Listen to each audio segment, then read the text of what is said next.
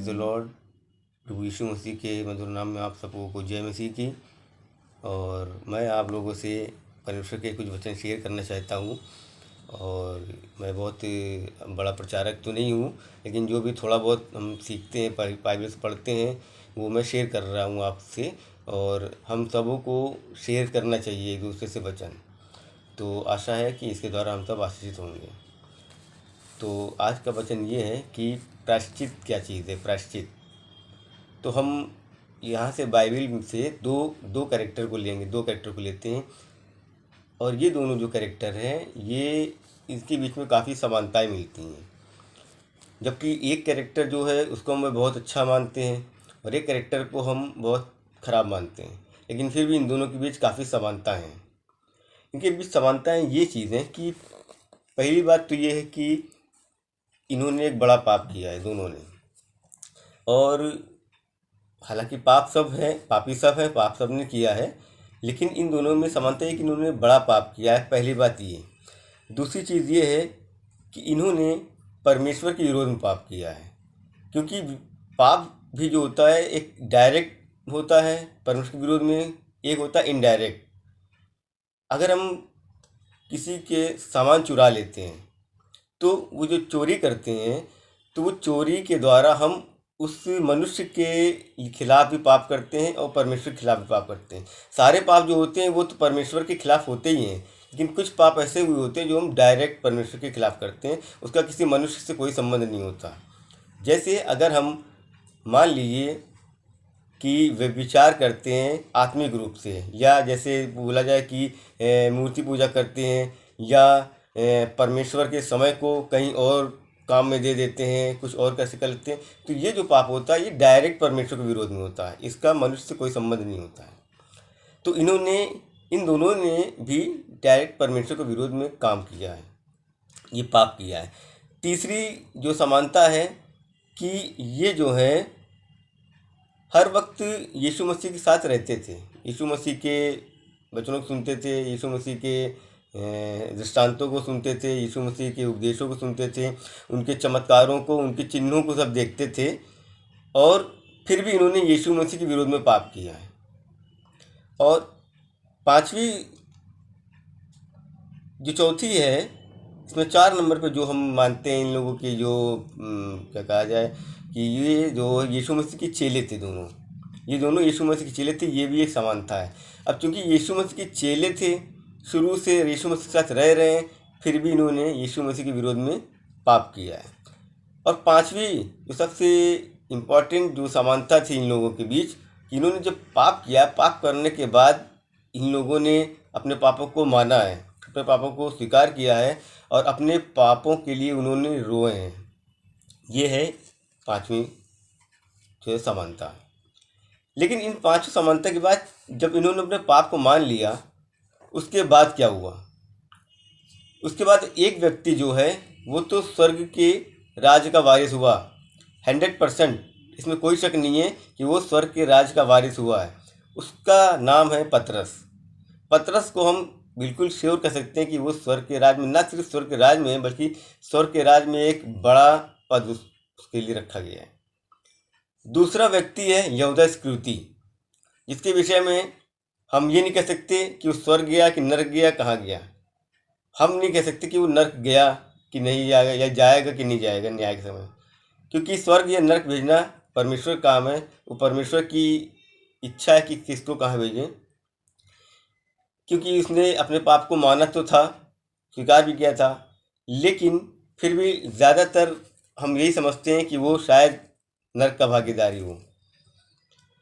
अब इन दोनों ने जब पश्चाताप किया, तो पश्चाताप में क्या चीज़ थी, आइए हम इस वचन से देखते हैं।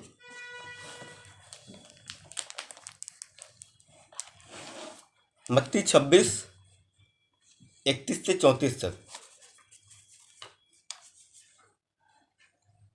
यहाँ पे हम देखते हैं कि पतरस ने जो पाप किया है, पतरस यीशु मसीह का बहुत प्रिय चेला था, यीशु के साथ हमेशा रहते थे, पतरस, याकूब, यूहन्ना, ये सब।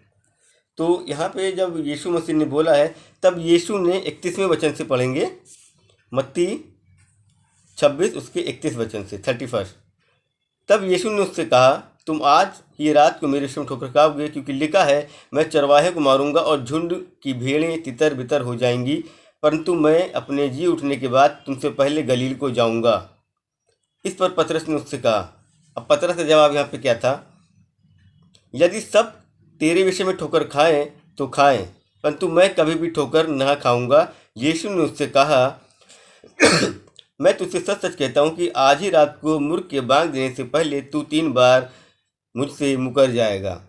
तो यहाँ पे हम देखेंगे कि पतरस के अंदर एक घमंड सा दिखाई दे रहा था कि और चेलों से वो अपने आप को ऊपर समझता था, और लोगों से कि वो सोचता था कि सब इनकार करें तो करें, परमेश्वर मैं नहीं कर सकता, सब बोले तो बोले, मैं नहीं कर सकता, क्योंकि मैं अपने आप को ऊंचा दिखा रहा था उनसे कि मैं उन लोगों से ज़्यादा बड़ा विश्वासी हूँ, उन लोगों से ज़्यादा परमेश्वर आपसे प्रेम रखता हूँ, ये चीज़ दिखाई। तो परमेश्वर ने वहाँ पे उससे बोला कि तू आज ही मेरी रात को 3 बार मुर्गे की बांग देने से पहले 3 बार मेरा इनकार करेगा। यहाँ पे उसने ठोकर खा गया सिर्फ घमंड के कारण। और यहूदा इस्करियोती ने भी लालच के चक्कर में, यहूदा इस्करियोती और पतरस दोनों ने लालच किया। यहूदा इस्करियोती ने पैसे का लालच किया, उसको पैसा चाहिए था, और वो 30 चांदी के सिक्कों के में यीशु मसीह को बेच दिया। और पतरस जो था उसका भी लालच था, लेकिन उसका लालच अपने शरीर के प्रति था कि कहीं उसको भी ना मार दें, कहीं उसको भी ना पत्थरवाह करें, कहीं उसको भी ना सताएं, उसको भी ना परेशान करें, उसको भी ताड़ना ना दें। वो अपने शरीर के प्रति लालच से भरा था कि अपने शरीर को बचा ले, अपने प्राण को बचाए। अगर पाप की बात की जाए दोनों के, तो पतरस का पाप ज़्यादा बड़ा था, क्योंकि उसने यीशु मसीह का इनकार किया है। और यीशु मसीह ने का वचन ये कहता है कि यीशु मसीह ने खुद बोला है कि जो लोगों के सामने मेरा इनकार करेगा, अपने पिता के सामने मैं भी उसका इनकार करूँगा। लेकिन फिर भी पतरस बच गया। क्यों बचा? इसका कारण सबसे बड़ा ये था कि पतरस ने जब अपने पाप को स्वीकार किया और रोया, तो उसने उसके प्रायश्चित में आगे काम किया। उसने काम किया, अपने आप को यीशु मसीह को दे दिया। उस शरीर के द्वारा उसने बहुत से आत्माओं को बचाया, बहुत से लोगों को परमेश्वर का सुसमाचार सुनाया। लेकिन इसके अपोजिट यहूदा इस्करियोती ने क्या किया कि उस प्रायश्चित नहीं किया। उसने अपने पाप को स्वीकार तो किया। पाप स्वीकार करना अलग चीज़ हो जाता है, हम कन्फेस कर रहे हैं कि हाँ हमने ये पाप किया है, लेकिन उसके बाद उद्धार के लिए हमको कुछ अपने काम भी करने पड़ते हैं। ये नहीं कि हम बस स्वीकार कर लिए कि अरे परमेश्वर हमें पापी हैं, हमने पाप किया है तो परमेश्वर हमको क्षमा कर दे। क्षमा तो मिली, लेकिन उसके बाद हमने क्या किया ये भी डिपेंड करता है उद्धार के लिए। और जो यहूदा इस्करियोती था उसने यहीं पे गलती करी कि उसने अपने आप को मृत्यु के सौंप दिया। उसने सुसाइड कर लिया, उसने आत्महत्या कर ली। यानी उसको जो 1 तोड़ा मिला हुआ था जो परमेश्वर की तरफ से, वो 1 तोड़ा जो हमारा शरीर है, उसको उसने मिट्टी में दबा दिया और किसी काम का नहीं रहा वो। उसने उसका अच्छा इस्तेमाल नहीं किया। तो हमको यहाँ पे देखना चाहिए कि जब हम अपने पापों को मानते हैं उसके बाद हम काम कर सकते हैं। हम एक आयत और देखते हैं, यूहन्ना 21 उसकी 15 से 17। यूहन्ना 21 उसकी 15 आयत से 17 आयत तक यहाँ पे लिखा है, भोजन करने के बाद यीशु ने शमौन पतरस से कहा, हे शमौन यूहन्ना के पुत्र, क्या तू इनसे बढ़कर मुझसे प्रेम रखता है? उसने उससे कहा, हाँ प्रभु, तू तो जानता है कि मैं तुझसे प्रीति रखता हूँ। उसने उससे कहा, मेरे मेमनों को चरा। उसने फिर दूसरी बार उससे कहा, हे शमौन यूहन्ना के पुत्र, क्या तू मुझसे प्रेम रखता है? उसने उससे कहा, हाँ प्रभु, तू जानता है कि मैं तुझसे प्रीति रखता हूँ। उसने उससे कहा, मेरी भेड़ों की रखवाली कर। उसने उसे तीसरी बार कहा, हे शमौन यूहन्ना के पुत्र, क्या तू मुझसे प्रीति रखता है? पतरस उदास हुआ कि उसने उसे तीसरी बार ऐसा कहा, क्या तू मुझसे प्रीति रखता है? और उसने कहा, हे प्रभु, तू तो सब कुछ जानता है, तू ये जानता है कि मैं तुझसे प्रीति रखता हूँ। यीशु ने उससे कहा, मेरी भेड़ों को चरा। अब यहाँ पे हम देखते हैं कि पतरस ने यीशु मसीह का 3 बार इनकार किया था, और इसी की पेनल्टी में परमेश्वर ने उससे 3 बार ये बात को बुलवाइए कि क्या तुम मुझसे प्रेम करता है? तो कहाँ पर वो प्रेम करता हूँ। फिर तो क्या तुम मुझसे प्रेम करता है? यहाँ पर वो करता हूँ। फिर क्या क्या तुम मुझसे प्रेम करता है? एक ही बात को परमेश्वर बार 3 बार बोला परमेश्वर ने, क्योंकि वो उसके उस चीज़ों को ख़त्म करने के लिए कि उसके। और एक चीज़ यहाँ पे हम और देखते हैं कि परमेश्वर का जो न्याय है उस पे दया भारी पड़ती है। यीशु मसीह ने भी कहा कि न्याय न्याय पे दया बड़ी होती है।